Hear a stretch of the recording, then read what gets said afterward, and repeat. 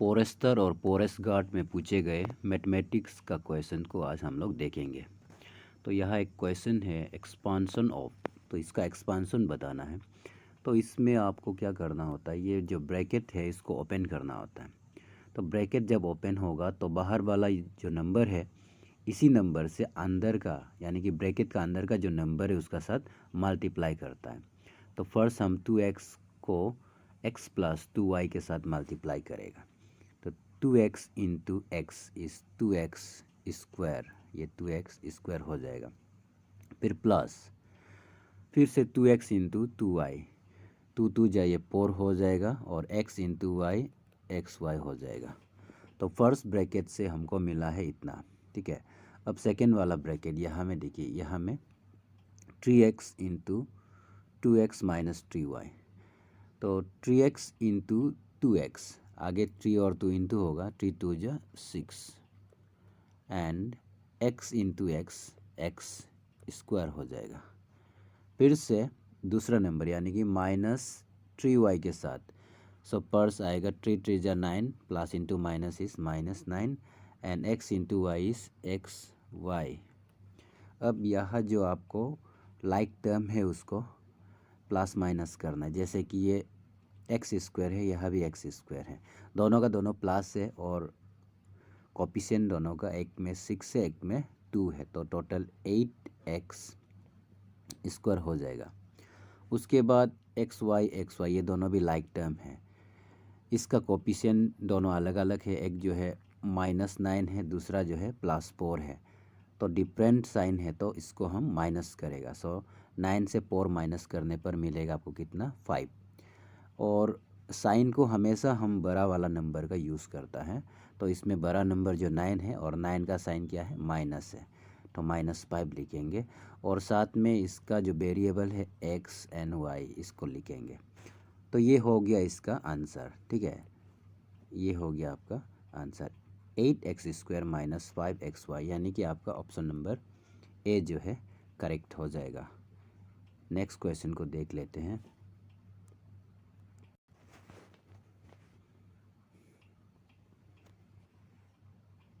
तो next question is the number of tangents to a circle which are parallel to a secant is. तो एक circle बनाना है आपको,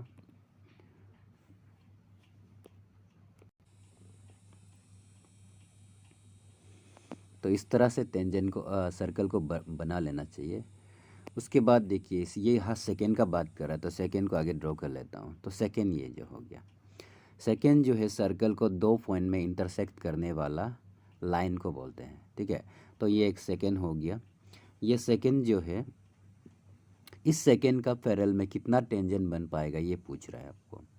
तो टेंजेंट जो होता है सर्कल को टच करके जो जाता है, जो सर्कल को टच करके जस्ट टच करके चला जाता है, ऐसा कितना टेंजेंट बन पाएगा पूछ रहा है, जो ये सेकेंड का पैरेलल में है। तो सर्कल का ऊपर में अनकाउंटेबल टेंजेंट बनेगा, लेकिन जो इस सेकेंड का पैरेलल में, ये जो सेकेंड है ना, सेकेंड ऑफ द सर्कल, इसका पैरेलल में सिर्फ और सिर्फ 2 ही टेंजेंट बन पाएगा पैरेलल में, ठीक है। ये वाला टेंजेंट जो है इसका पैरेलल है, ये सेकेंड है, और ये वाला टेंजेंट भी इसका पैरेलल है, और दूसरा तीसरा अगर हम टेंजेंट ड्रॉ करेगा तो ये सेकेंड का पैरेलल में नहीं आएगा। तो ओनली 2 टेंजेंट्स आर पॉसिबल जो सेकेंड का पैरेलल में जाता हो। तो इसका आंसर हो जाएगा आपका option number A. Next question को भी देख लेते हैं। अगला क्वेश्चन जो है, if PE denotes the probability of an event E, then, तो probability of an event जो है ये हमेशा 0 से बड़ा या तो उसका बराबर, और 1 से छोटा या तो उसका बराबर होता है, यानी कि ये जो है 0 और 1 का बीच में लाई करेगा, यानी कि ये आपका probability of an event PE है, तो 0 से ग्रेटर होता है या तो 0 का बराबर भी हो सकता है, और ये 1 से लेस होता है या तो 1 का बराबर भी हो सकता है। मतलब 0 से लेकर के 1 तक का वैल्यू आ सकता है प्रोबेबिलिटी। तो ये जो PE denotes the probability of an event E is, इसका वैल्यू ये हो जाएगा। ठीक है, ये जो है इक्वल टू और ग्रेटर देन 0 होगा और लेस देन और इक्वल टू 1 होगा, यानी कि आपका ऑप्शन नंबर डी जो है इसका करेक्ट होगा। ठीक है, उसके बाद नेक्स्ट क्वेश्चन को भी देख लेते हैं। तो अगला क्वेश्चन जो है सिंपल इंटरेस्ट का है। हरीश जो है इंटरेस्ट में 9,600 रुपीज़ पेड कर चुका है और ये जो है 5 इयर्स का है और रेट कितना 16% में लिया गया था।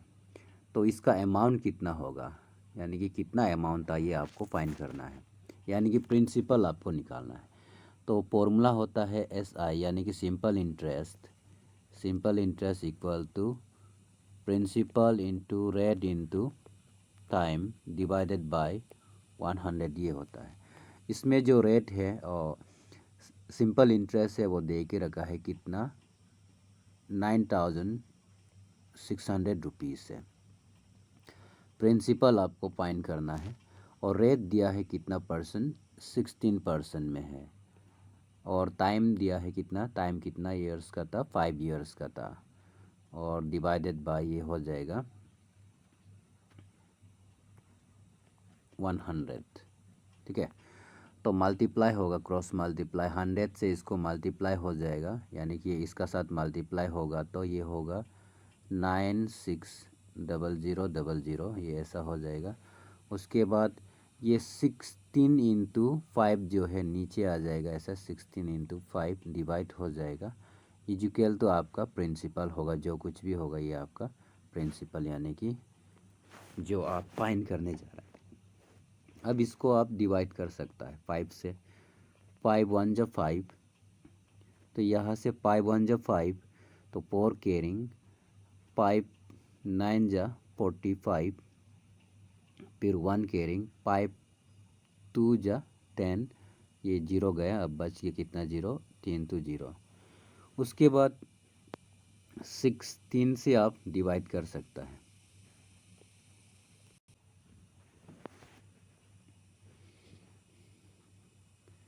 तो ये 192,000 इसको 16 से डिवाइड करेगा, 16 1 जा 16, यह भी 16 1 जा 16, 19 से 16 काटेगा तो कितना बचेगा 3, तो 32 होता है, 16 2 जा 32, यानी कि ये हो जाएगा 1 2, ये पीछे का 3 0 को हमने डिवाइड नहीं किया है, इसको एज इट इज़ लिख देना है, यानी कि इसका प्रिंसिपल यानी कि अमाउंट हो जाएगा आपका 12,000, ये आपका आंसर हो जाएगा। ठीक है, तो कौन सा ऑप्शन है, इसको हम लोग ऑप्शन को देख लेते हैं। तो कौन सा ऑप्शन सही है, इसका ऑप्शन नंबर डी जो है करेक्ट है। ठीक, अब नेक्स्ट क्वेश्चन को भी इसी तरह देख लेते हैं। नेक्स्ट क्वेश्चन इज, ये जो है रेशियो एंड प्रोपोर्शनल चैप्टर का है।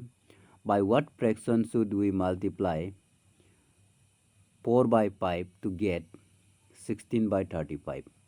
तो इसको आप डायरेक्टली जिससे किस नंबर से मल्टीप्लाई करना पड़ेगा उस नंबर को पता करने के लिए आप इसको डिवाइड कर दो।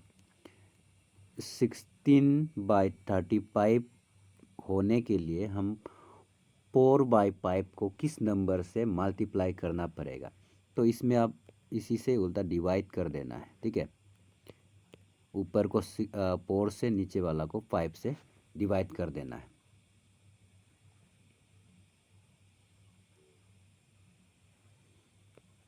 तो ये बन जाएगा, देखो 4 से 16 को डिवाइड करेगा तो कितना 4 4 जा 16 में डिवाइड होता है।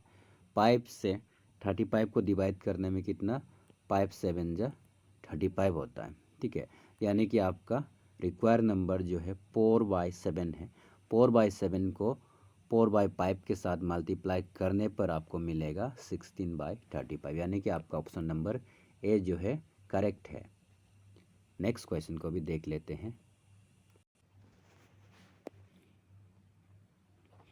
अगला क्वेश्चन जो है, the number pi is an। तो पाई क्या है, एक पाई का वैल्यू क्या हो सकता है आपको बताना है। तो सबसे पहले मैं बता दूं कि पाई जो है सर्कल का जो सरकमपेरेंस और उसका डायमीटर का रेशियो होता है, ठीक है। तो सर्कल का सरकमपेरेंस अपन इसका डायमीटर, इसका वैल्यू को पाई कहा जाता है, ठीक है। The ratio of circumference of circle and कौन सा वाला, डायमीटर ऑफ सर्कल। देखो सरकमपेरेंस ऑफ सर्कल में क्या होता है, 2 r होता है। उसके बाद डायमीटर ऑफ सर्कल, डायमीटर जो है 2 टाइम्स ऑफ रेडियस होता है। तो 2 कट जाएगा, r कट जाएगा, तो बचेगा क्या आपका पाई। तो इस तरह से पाई का जो वैल्यू है मिल जाता है। पाई इजुकल टू क्या है, पाई इजुकल टू C/D, यानी कि सरकमपेरेंस सर्कल इस टू डायमीटर ऑफ सर्कल, ये होता है। तो पाई जो है, पाई का वैल्यू जो हमेशा इरेशनल नंबर होता है, ठीक है। इसका वैल्यू जो है non terminating non repeating decimal expansion होगा, इसलिए ये एक इरेशनल नंबर बन जाता है, ठीक है। तो ये पाई क्या है, इस एन इरेशनल नंबर हो जाएगा इसका आंसर।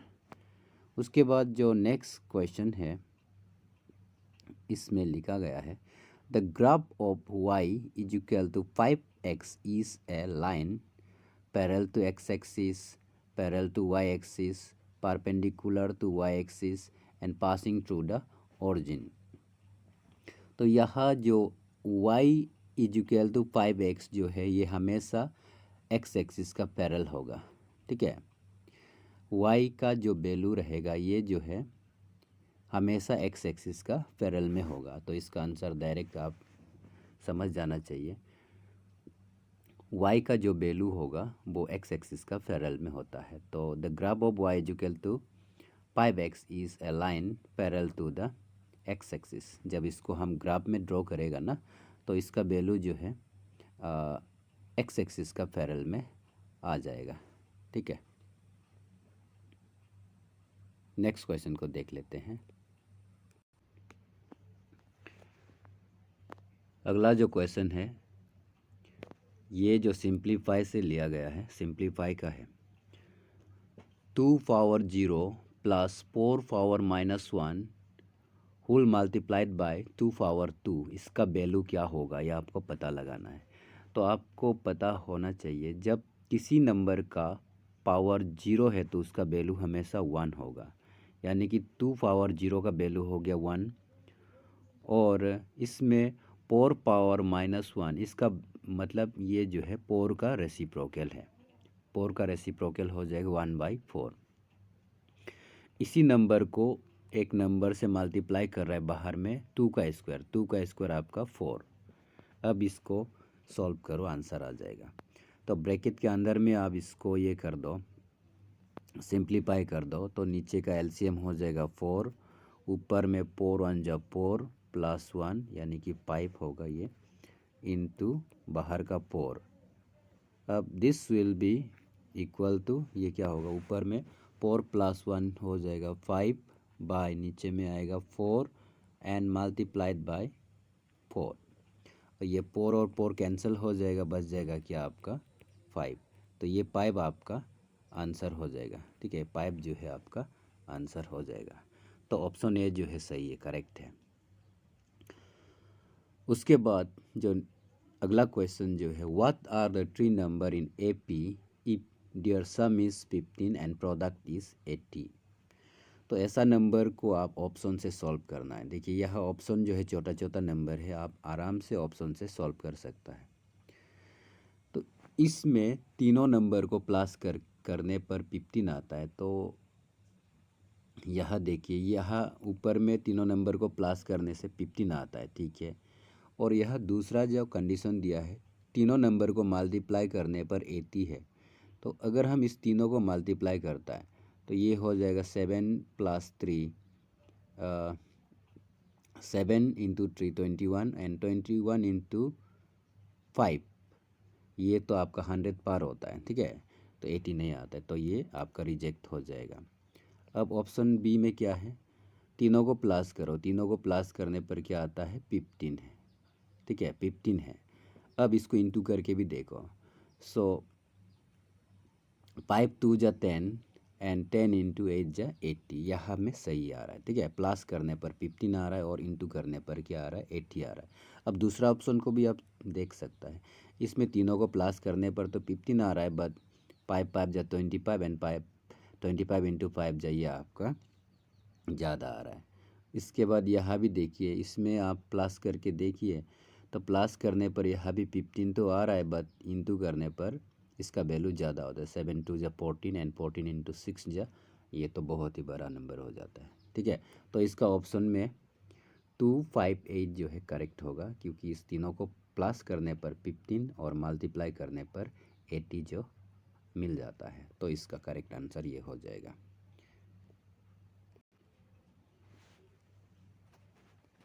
नेक्स्ट जो क्वेश्चन है ये ज्योमेट्री का है। Which of the following statement is incorrect. Incorrect statement आपको चूज़ करना है। तो ऑप्शन ए में क्या है, line segment has definite length. Line segment का डेफिनिट लेंथ होता है, इसका एक इनिशियल पॉइंट होता है और एक फाइनल पॉइंट होता है, यानी कि इसका लेंथ को हम नापा जा सकता है। तो ये तो करेक्ट है। और ऑप्शन बी में देखिए, three lines are concurrent if and only if they have a common point. Common point होने पर ये जो है तीनों लाइंस जो है कंगुरेंट हो सकता है, तो ये भी पॉसिबल है। उसके बाद सी नंबर में क्या है, two lines drawn in a plane always intersect at a point. तो देखिए ये एक प्लेन है, आपका स्क्रीन एक प्लेन है मान लो, तो यहाँ में हम किसी दो लाइन को ड्रॉ करेगा तो ये हमेशा के लिए इंटरसेक्ट नहीं कर सकता है। इसमें 3 कंडीशन एराइज होता है, ये कभी पैरेलल हो सकता है, या तो ये कोइंसाइड भी हो सकता है एक का ऊपर दूसरा, या तो तीसरा जो है इंटरसेक्ट भी हो सकता है, बट ऑलवेज इंटरसेक्ट नहीं होगा। तो ये स्टेटमेंट तो गलत है, बट ऑप्शन डी को भी हम लोग एक बार पढ़ लेगा। One and only one line can be drawn passing through a given point and parallel to a given line, ये भी सही है, ठीक है। तो यानी कि आपका ऑप्शन नंबर सी जो है इनकरेक्ट है, इसको आप चूज़ कर सकता है, ठीक है। क्योंकि दो लाइन को हम प्लेन में जब भी ड्रॉ करता है वो हमेशा इंटरसेक्ट नहीं होगा, कभी पैरेलल भी हो सकता है, कभी कोइंसाइड भी हो सकता है, ठीक है। कोइंसिडेंट लाइन होता है ना, तो ये भी हो सकता है। और अगला जो क्वेश्चन है, which of the following needs a proof. तो ये जो गिवन ऑप्शन में से किसको प्रूव करना पड़ता है। तो नंबर 1 थ्योरम है, नंबर 2 एक्जियम है, नंबर सी में डेफिनेशन है, पोस्टुलेट। एक्जियम तो खुद में एक स्टेटमेंट है, ये तो ट्रू होता है हमेशा। डेफिनेशन जो है डिफाइन किया जाता है, इसको भी प्रूव करने ज़रूरी नहीं है। पोस्टुलेट को भी हम एज्यूम करता है कि सही है, तो इसमें भी प्रूव करने ज़रूरी नहीं। लेकिन थ्योरम जो है ऐसा है, इसको प्रूव करने के लिए हम एक्जियम पोस्टुलेट वगैरह यूज़ करके करना पड़ता है, यानी कि इसका प्रूफ ज़रूरी है। तो इसका आंसर हो जाएगा क्या, ऑप्शन ए थ्योरम। थ्योरम के लिए हमको प्रूव करना ज़रूरी है, ठीक है। तो आज के लिए इतना में रखते हैं। अगर आपको वीडियो हेल्पफुल लगा तो आप ज़रूर लाइक शेयर एंड सब्सक्राइब कर दीजिएगा।